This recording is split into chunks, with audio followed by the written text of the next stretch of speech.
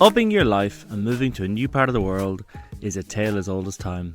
In fact, some studies show that it all began nearly 2 million years ago when some early humans, feeling adventurous, left Africa and overstayed their tourist visas in Eurasia. #YOLO. Last year, it's estimated that 184 million people lived outside the country they were born in. But why? Well, I'm Chris Russell. And I'm Rob Orme. And we want to know why people uproot their lives and move to a new part of the world. We want to explore what impacts the decision to leave has, not only on their lives, but also on the lives of those they love and care for the most. This is Here and Air.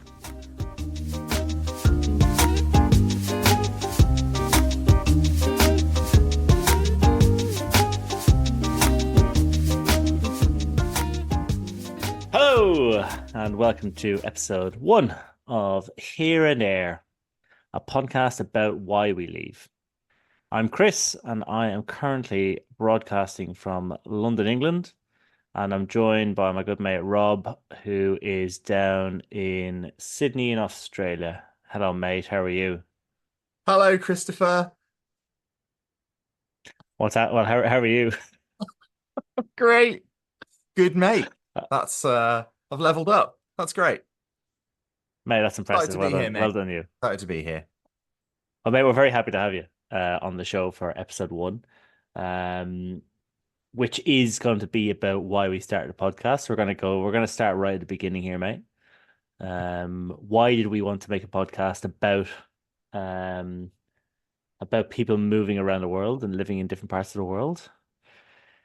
So I'm going to ask you that as a start. We're going to open up with that question, mate. Why are we here? Why is Rob here? Mate, it's a great question. It's a fascinating subject. The idea of immigrating and the idea of travel and the idea of taking yourself out of your comfort zone and experiencing things that push you and help you understand who you are a little more as a person. I think that was always in me, and then it's only been over the last few years that I've been able to sort of channel that into something and understand why we move, to quote us. But I also think that, like books like Sapiens in the last few years, the Yuval Noah Harari book, that examine where we've come from and why we've come from. Why we've come from? That's a phrase. To understand We've got really deep down the books already, haven't we? Yeah, I have to write that one down. I like that. yeah, it's a goodie. And Homo Deus as well. I haven't read. There's a follow-up to that as well, which is I think 21 lessons. But his writing is really interesting, and it just talks about a sort of history of humankind, and looks at how we've evolved in the way that we've evolved. If you can believe that. I mean, Jesus might have something to say about that. well, let's not ask him. Guest number 1 on the episode, guys. We got Jesus. I knew you'd get the best guests. Hello, mate. How are you? Yeah, mate. That's cool, right? I mean, I guess kind of similar for me, right? So I think for the listeners, i.e., your mum and my mum, we should give a bit of context as to ourselves, really. I mean, we know each other from living in Sydney, where I've just moved back from back to the United Kingdom 6 months ago, I think, or 5 months ago now, which is pretty wild.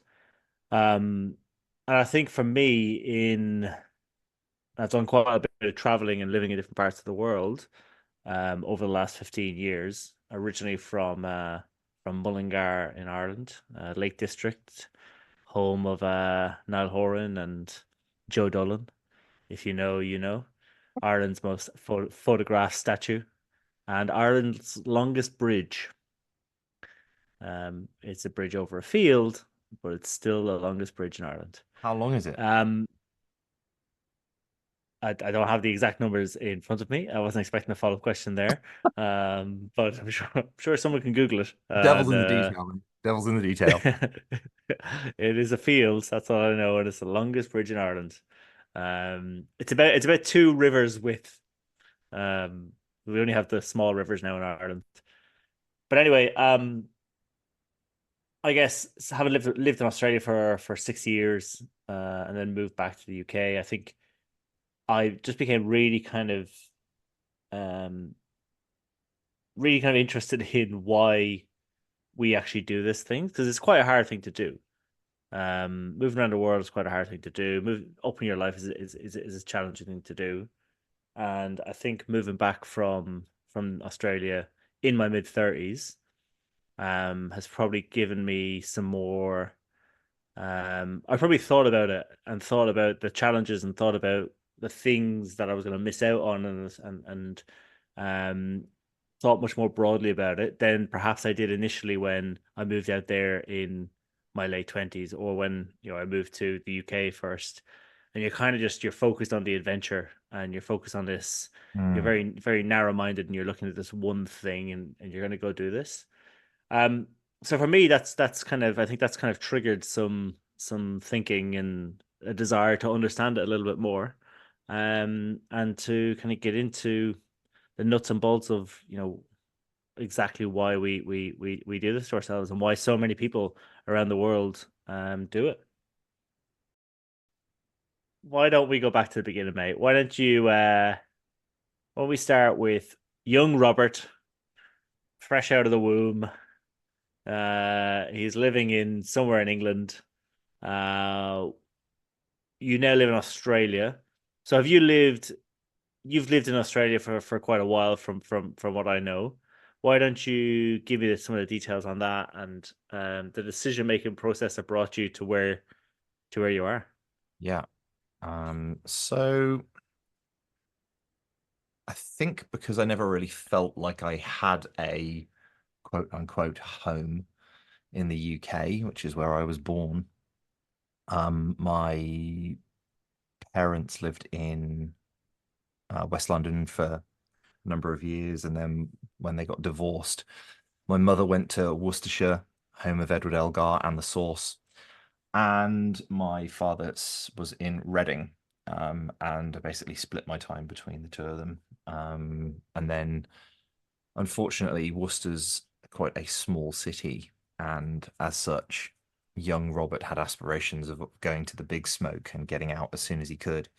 So when university rolled around, he upped sticks and off he went and never came back to sunny Worcestershire.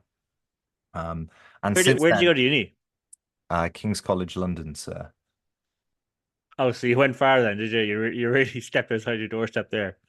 You went back to West London. Uh, Zone 1, it's central. All right. But look, that's by the by. But yeah, I didn't want to go to. I knew that I wanted to be back in London. I didn't know where I wanted to be, but I knew that in order for me to enjoy my time at university, I wanted to be somewhere where there was a lot of stuff happening, and London felt like the best place. So that's what I did. And skip forward a few years, and I remember being in a job that I didn't love and thought to myself, it's really cold and really wet. Is there anywhere in the world where I can go and work that isn't like this? So a quick Google search, and Sydney was currently basking in 23-degree heat. So Now, are you living in London? You're living in London on your own at this point? I'm living in London on my own ish. I have a girlfriend who is Australian, and she was making noises about moving to Australia. Oh, Uh, so you put two and two together and so you I was Googled like, it. Uh, look, this is Where you Googled where's my girlfriend from? And 'cause you hadn't actually known where Australia was when you first met her. You're like, is that East London, is it? oh, what part of Spain is that? So I put two and two together and got let's move to Sydney.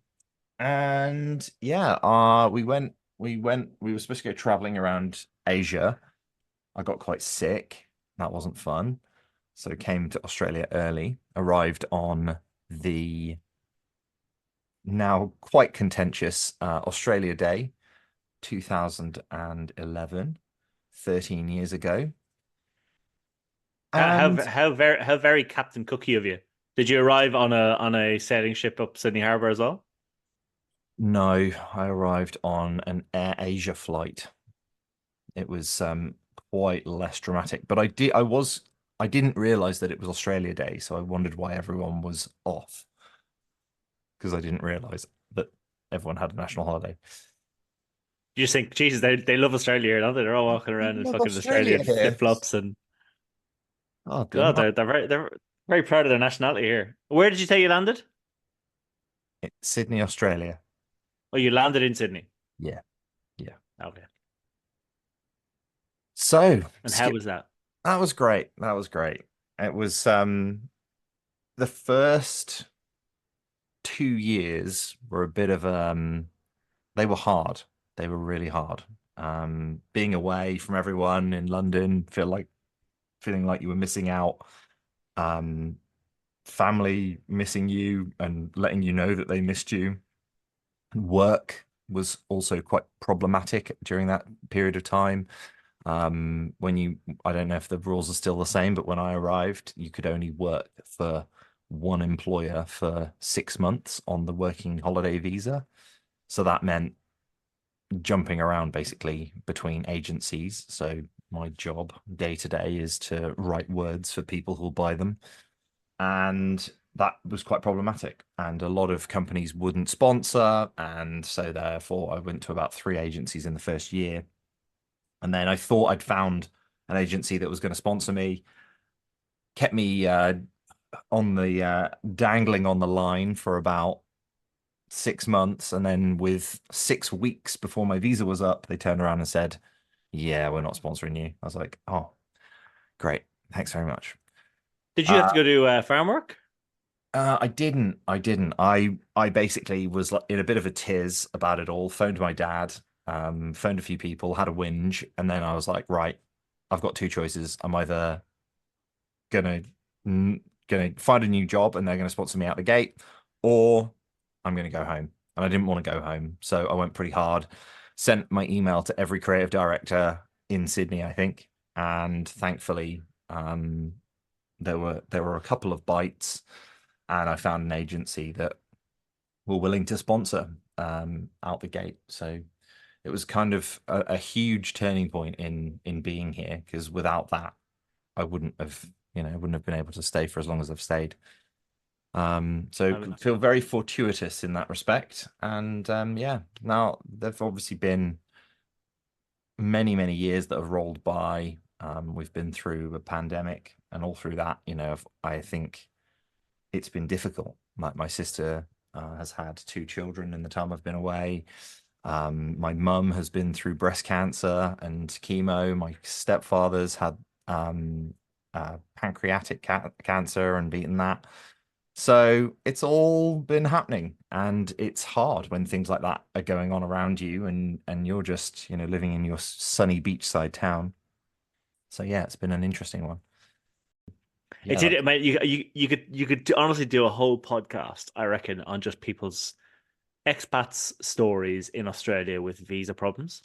yeah. And even just like I mean, the US is probably the same. I think Australia's the first place I've lived really that I ever came across then I ever had the need for a visa. Even it's technically not true. I lived in Dubai, but that was all organized through work. Mm. Whereas actually trying to navigate the visa situation in Australia is just it's a bloody minefield. Um, and there are horror stories and kind of everywhere. I didn't have to do my farm work either when I went there. Actually, I got sponsored just in time. I was lucky enough when I landed, I got a job within a couple of days. So I literally think I landed on a Tuesday. I interviewed on the Wednesday. I second interviewed on the Thursday. On the Friday, they gave me a job offer and I started the next Monday. Like it was that quick. That is And then that a was 6 Yeah, that was 6 months exactly. Um, and then I had like a week off, and I got another job, and then I worked for them for 6 months, and then they hired me they sponsored me, which is nice of them, to do so. Um, but yeah, so in terms of myself and my traveling, um, so I started life out in Dublin.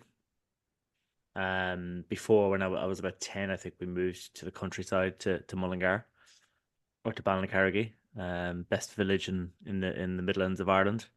If any of our if this podcast goes big and people want to go visit our hometowns, you should go to the Wagon Wheel pub in Ballincarrigy. Tell Jerry I sent you, and have a pint of his lovely Guinness. It's a great part of the world. Um, so we moved down there when I was about 10, and then I kind of when I left school, I kind of didn't really know what I wanted to do. I ended up doing a year in Galway on the west coast of Ireland, which is a brilliant city.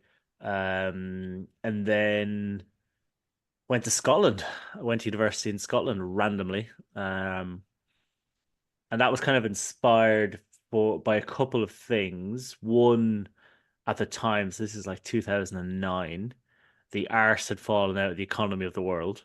Ireland was an increasingly expensive place, which, what's that? That's 15 years ago now. Um, and it doesn't seem like Ireland's got any cheaper. But yeah, so it was cheaper to go to Scotland to go to university. Cheaper to rent, cheaper to like live, basically. I could get a job. Getting a part-time job was pretty easy. Um, in Ireland at the time, they did a grant, so you didn't do a student loan. They did a grant, so you got your grant, and basically I could have that in Scotland as well. So basically, I didn't really miss out anything. But it was inspired by a girl. I was seeing a girl before I went to Galway, and she'd gone to university in Scotland, and she Oh, kind of that's she interesting. planted this. Yeah, funny that, isn't it? It's funny how it's funny Hot how these things work kettle out, isn't it? black. That's interesting. Yeah, I think I remember not too long ago I was criticized for making decisions based on the other gender. Well, look, Interesting. you Interesting. wouldn't Very be the first. interesting. Now she wasn't there, obviously. But yeah, so I went to Scotland and to a place called Stirling, which was a fun place to go to uni. I really enjoyed it. And then I moved to London for a little while, did a little stint in New York, went out to Dubai for a year. Um, Dubai wasn't for me, unfortunately. Met some nice people, but it just wasn't for me.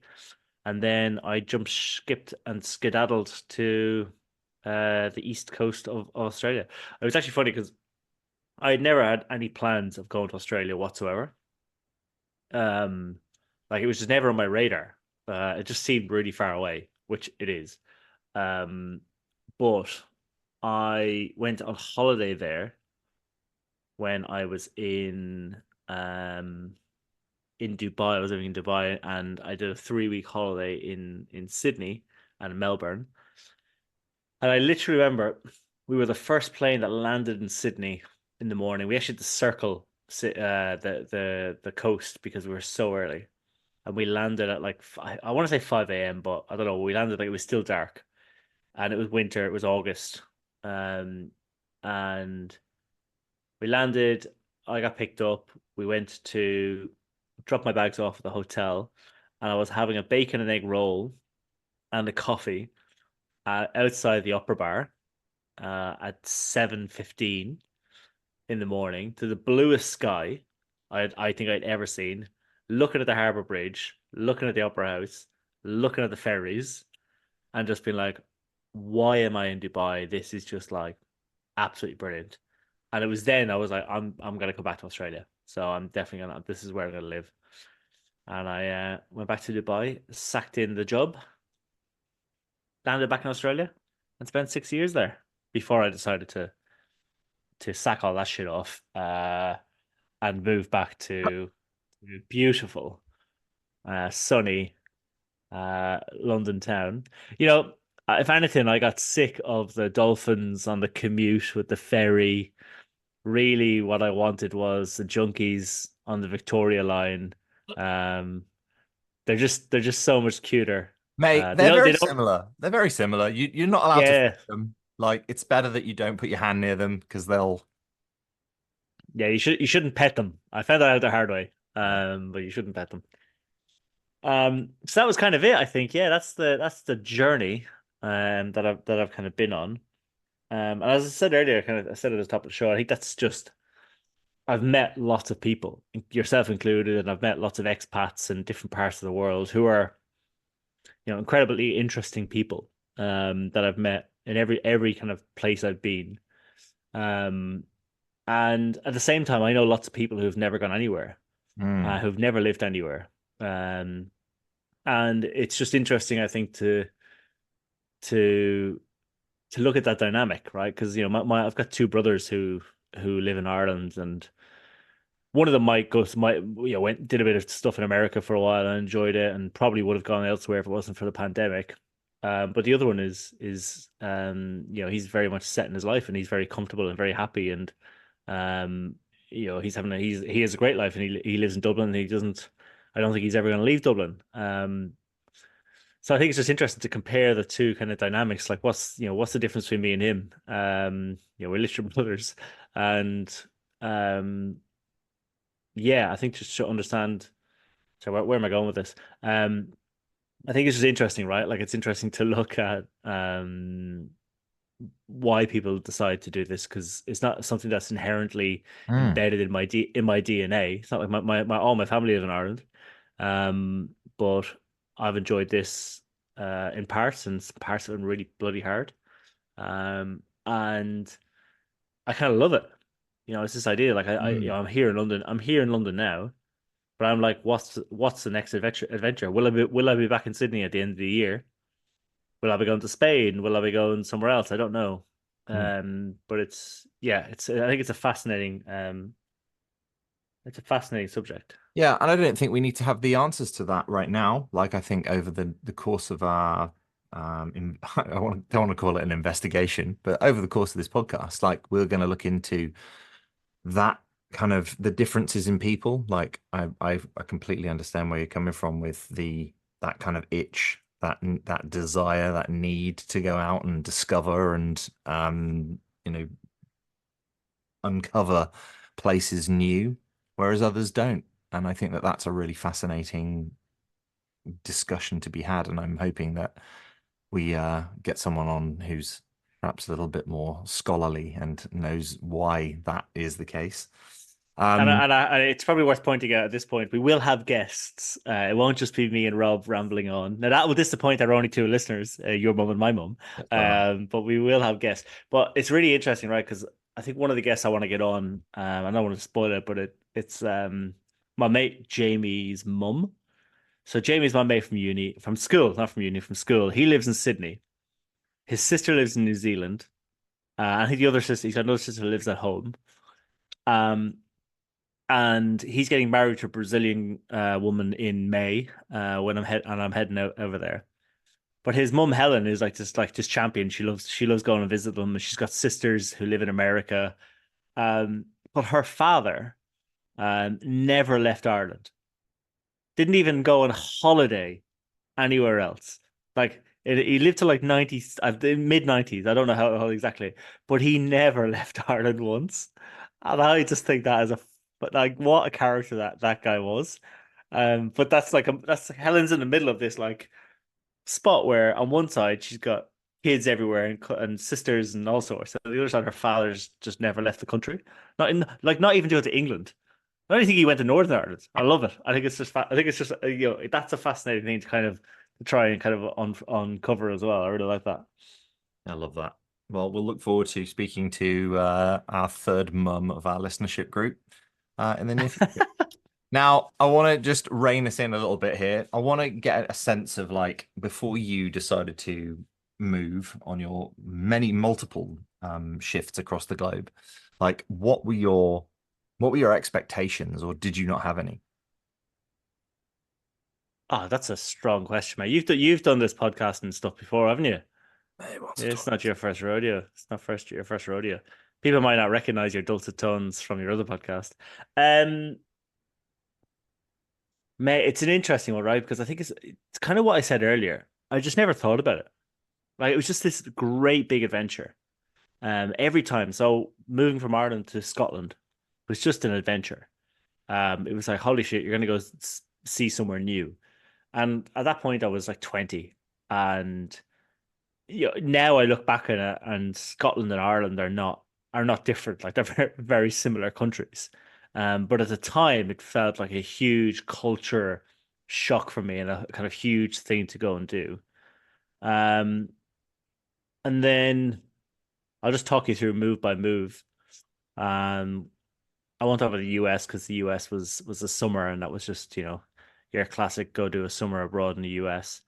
Moving to London just seemed like the next kind of step for me after Scotland. It seemed like the kind of logical thing to do. To kind of live in the smoggy capital. And then interestingly, like I think Dubai is an interesting one because I was working for a company in London, and by all accounts, I was pretty kind of content with it. And they kind of flagged this idea that they were looking for somebody to move to Dubai. But I'd never really, I'd never been to Dubai. I hadn't never experienced it. Um, and at the time we were talking, Brexit got voted on. And I remember the morning of Brexit, the morning that the vote happened, I used to cycle through Westminster to get to work. And I remember cycling through that morning, and like Sky, all the news were set up on one side, and people were running through and kind of shouting at them. And it was just, in certain ways, it was like a carnival atmosphere. In other ways, it was just like, what? It was like a dystopian. What the fuck has just happened? And I've cycled through the middle of it that morning. I get into the office that day, and I said to the guy, to my boss at the time, I was like, "This move to Dubai needs to happen because I don't want to be here." Um, and and not that I want to be here because Brexit happened or whatever, but leading up to Brexit, I remember like a guy on the tube when I was on it, like, having to go with these Spanish students because they were speaking Spanish and telling them to speak English in England. And I got in a row with him. And I was just like, this sort of stuff is just popping up. And I just didn't like the kind of the sentiment of the country at the time. Mm, Um, and I'd never done a gap year either. So I'd never kind of, even though I'd lived in the UK for a long time for uni and stuff, I'd never kind of done a year abroad. I never felt I'd lived abroad because they're very similar countries. They're very mm, different countries, UK and Ireland, but also in ways they're very similar. So this opportunity came up, and I went, and I thought at the time that I was going to be living a beach style lifestyle. Because I'd never Life, been to Dubai. life, I life had of the no Shah. idea. I had no idea what Dubai was like. Like it was when I look back at it now, like just to move to somewhere in the world that you'd never been to and never even visited. Like it's actually just it's mad. It was silly.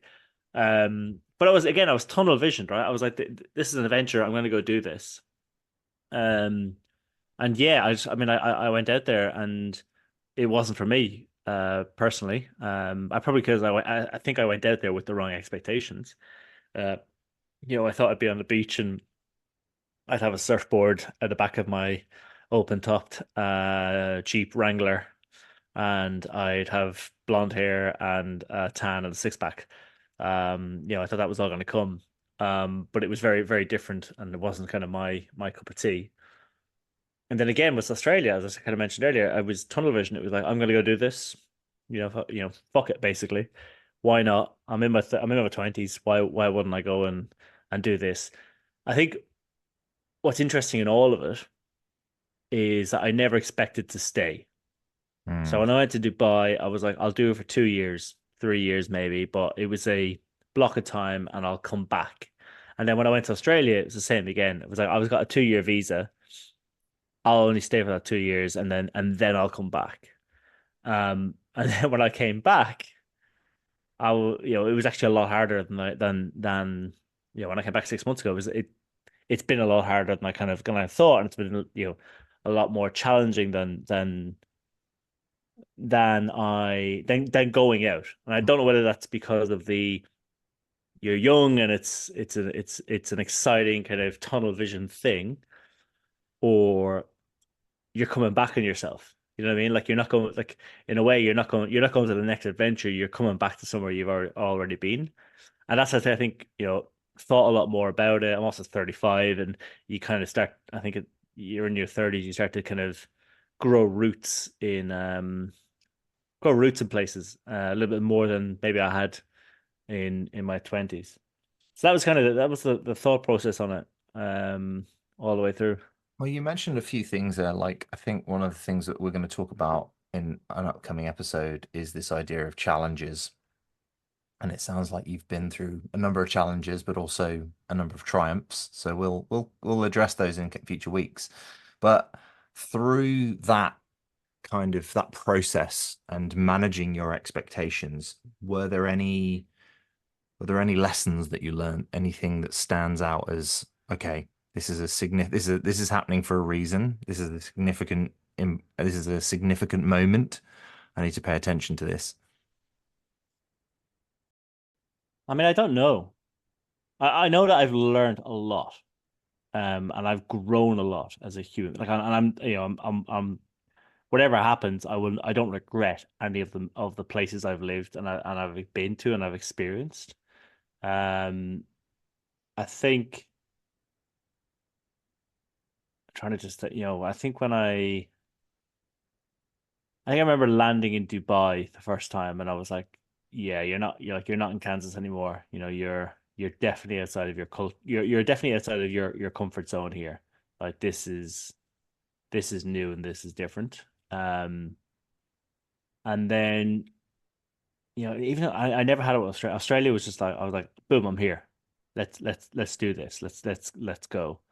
But I think probably moving to Dubai because that was the first. That was very very different, right? That was the you are no longer living in the UK. You're no longer living, you know, a 45-minute flight home.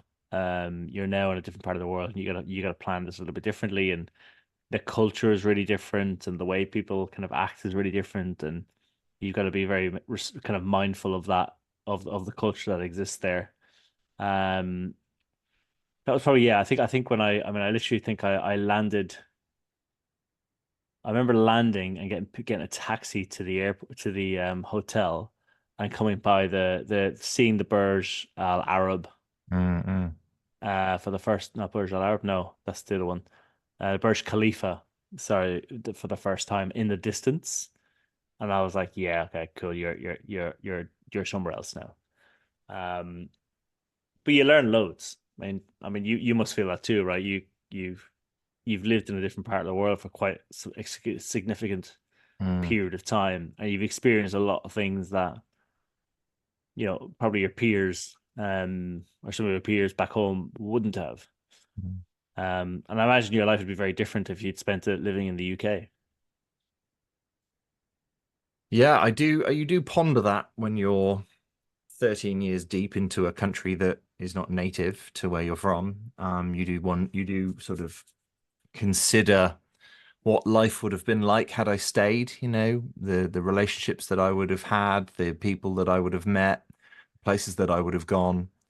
But I think over the last sort of 2 or 3 years, certainly since the pandemic, it's helped me solidify my place here. I feel much more comfortable. I don't feel like I've always got one foot back in the UK. I know that now Australia is kind of where I will, with any luck, retire and, sow my ashes. So I'm pretty comfortable with that decision now. It means that I'm not constantly yearning for something that is a big what if, or pining for a life that might happen, or I think when I romanticize the UK, I think about my life just before I left, like everybody clubbing around, getting around it, lots of activities, everyone having fun together, my tight little circle of mates. That doesn't exist anymore.